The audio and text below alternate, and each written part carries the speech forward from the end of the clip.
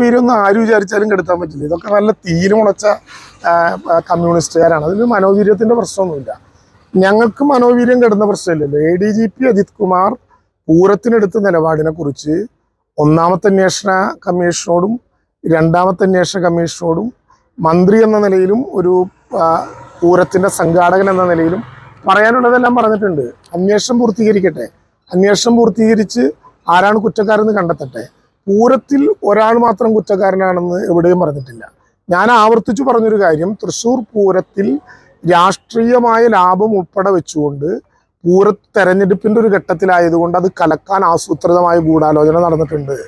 ആ ഗൂഢാലോചനയുടെ പിന്നിലാര് എന്ന് അന്വേഷണ കമ്മീഷനാണ് കണ്ടെത്തേണ്ടത്. അത് ഞങ്ങളല്ല പറയേണ്ടത്. ഞങ്ങൾ പറയേണ്ട പൊളിറ്റിക്കലായ അഭിപ്രായം ആ ഘട്ടത്തിൽ പറഞ്ഞിട്ടുണ്ട്.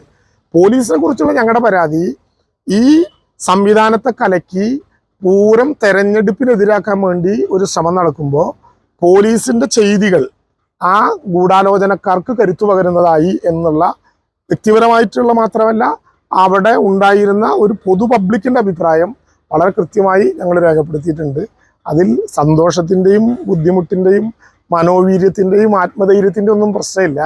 ഞങ്ങൾ ഈ സംഭവങ്ങളോടാണ് പ്രതികരിക്കുന്നത്. ആ സംഭവങ്ങളോടുള്ള പ്രതികരണം കടുത്ത വിധത്തിൽ തന്നെ ഏത് ഘട്ടത്തിലും പോകും.